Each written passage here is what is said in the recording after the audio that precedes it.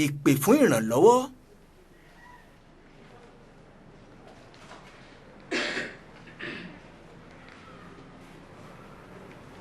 ọ̀rọ̀ pọ̀ nípa ìkọ̀sílẹ̀ àwọn ènìyàn tí wọ́n ní kòkòrò HIV lára ṣùgbọ́n fún ẹ̀yin lódodo kí ló lè jẹ́ ìkọ̀sílẹ̀ yìí gidi? ní ṣókí mo fẹ́ kẹ́ ẹ ṣàlàyé ìkọ̀sílẹ̀ náà fún mi. orúkọ mi ni Sàlá. 117 ọmọléèwé ló wà ní yàrá wa.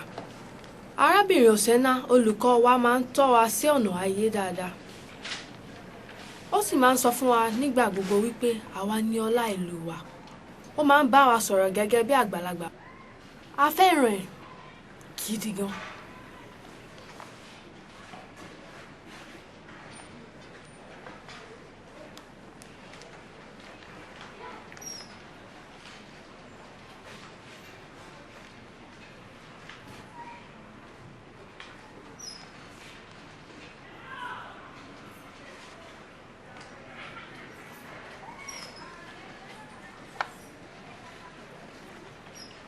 ẹ kú iṣẹ́ Sàlá. ẹ ṣeun madam.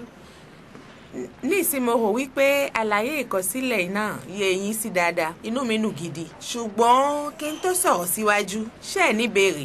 madam. ẹ Jímọ̀. madam ǹjẹ́ ẹ ti rí ènìyàn kan pẹ̀lú AIDS lára o? ìtorí kí ló ń béèrè nǹkan bẹ́ẹ̀. àwọn ènìyàn sọ wípé AIDS kìí ṣe nǹkan òótọ́ nítorí wọn rí ènìyàn tó ní AIDS lára o. gẹ́gẹ́ bẹ́ẹ̀ ti mọ̀ ọ̀nà kan ṣoṣo tá a lè fi mọ̀ wípé ènìyàn kan ní kòkòrò AIDS lára ni wípé ká ṣe test láti ṣe ẹ̀jẹ̀ wa wò ná. lẹ́yìn èyí mo ti pàdé ènìyàn pẹ̀lú kòkòrò AIDS lára rí ni wọ́n sì wà láyé pẹ̀lú kòkòrò náà.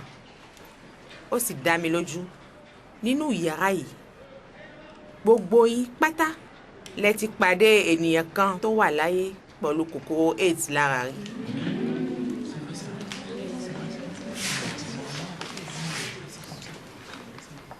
madam Òsẹ́nà ọ̀rẹ́ bí wa kan ló jẹ́. inú ilé wa nígbé látìgbà tó wá sínú ilé wa lẹ́yìn ìgbà tọ́kọ ẹ̀ kú ló wà lọ́dọ̀ wa. ó ti pẹ́ díẹ̀. èmi pẹ̀lú ẹ̀ máa jọ ń ṣàwàdà dáadáa. kò yẹ mi sí dáadáa nígbà tẹ́ sọ wípé a ti rẹ́yìn ọ̀kan pẹ̀lú kòkòrò HIV yìí wò. Sàlá mo mọ̀ ẹ́ dáadáa mo tún mọ̀ dáadáa wípé o yìí ṣòfófó. àwọn òbí rẹ ti mọ̀ ni mo sì ń dúpẹ́ gidi fún wọn fún gbogbo nǹkan tí wọ́n ṣe fún mi. mo rò wípé ó yẹ kí ìwọ náà sì mọ̀. sórí ikú AIDS ló pa ọkọ mi ni oníwòsàn sọ fún wa wípé ó gbọ́dọ̀ mu àwọn ewé kan tí wọ́n ṣẹ̀ṣẹ̀ jáde tí wọ́n sì dín agbára àrùn yẹn kù. ewé tó lè ran ọkọ mi lọ́wọ́ pẹ́ láyé. ṣùgbọ́n wọ́n ti wọ́n púpọ̀ jù. a sì náwó nígbà náà ọkọ mi fi kú bẹ́ẹ̀. bẹ́ẹ̀ ni ẹ ti rí ènìyàn pẹ̀lú kòkòrò AIDS HIV lára èmi ni.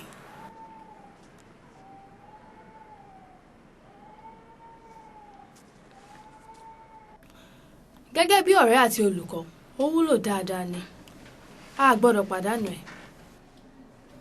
ó máa ń sọ fún wa wípé a gbọ́dọ̀ ká ọwọ́ kò níwájú ìdánwò. ó tún sọ wípé tá a bá fẹ́ kí àwọn nǹkan pààrọ̀ a gbọ́dọ̀ ní ìgboyà fi ṣiṣẹ́.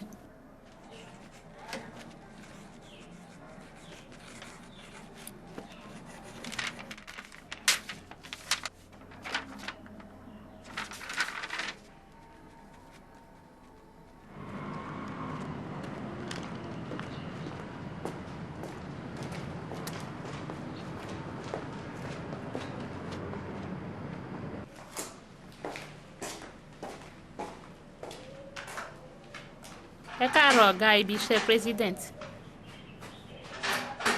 ǹjẹ́ mo lè bá yín sọ̀rọ̀ díẹ̀?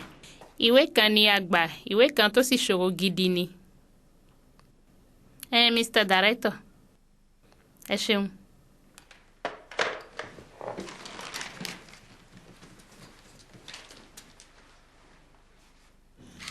láti pa àrùn burúkú HIV/AIDS rẹ́ gbogbo alápapọ̀ la gbọ́dọ̀ dúró kò sí ìsinmi rárá fún wa. gbogbo wa lọ́kọ̀ọ̀kan mo tún sọ lọ́kọ̀ọ̀kan la gbọ́dọ̀ múra gidi láti jagun bá àrùn burúkú tí ń ṣe jàǹbá fún àwọn ọmọ ẹ̀dá. Mo fẹ́ gba orí ìpàdé mi pẹ̀lú yín láti fi ìwé kan hàn yín, ìwé tí fi hàn wá irúfẹ́ ìwà tá fẹ́ kí gbogbo ọmọ ìlú gbọ́dọ̀ ní gbogbo ìgbà. Ṣùgbọ́n ìwé náà ẹni tó kọ ní ó kà, arábìnrin Sàlá Àkádérì. Kí ni Sàlá? Ó yà mí lẹ́nu. Ó yà mí lẹ́nu. Ẹ ṣeun Mr. President. Kò tọ́pẹ́ ẹ sọ̀rọ̀. Ìwé tí mo kọ ni. Sir President, mo kọ ìwé sí yín kẹ́ fi mọ̀ gẹ́gẹ́ bí mo ní ìdúrà gbà.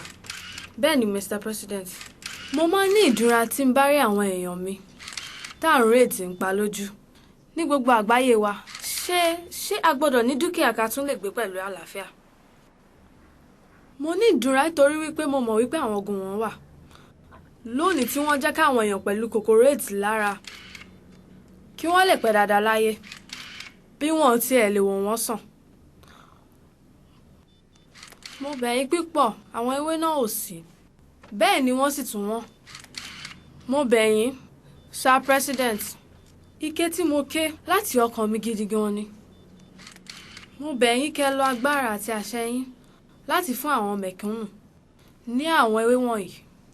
Tí ìlú wa kò bá ní agbára, ẹ tọrọ ìrànlọ́wọ́ lọ́dọ̀ àwọn ẹgbẹ́ yín wọn.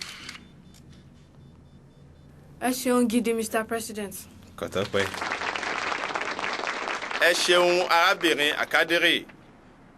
Mo tún sọ lẹ́ẹ̀kan sí wípé mi fi gbogbo agbára mi fi ran àwọn ènìyàn lọ́wọ́, kò sí ìsinmi. Ẹ ṣeun pípọ̀.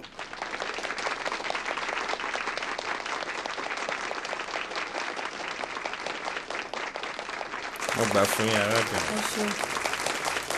Ẹ ṣe pẹ̀lẹ́. Ẹ lè gbọ́kànlé mi sẹ́, yóò wá dá. Ẹ má wọrí, yóò wá dá sẹ́.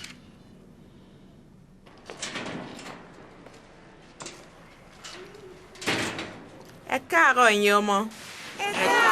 Madame Osena.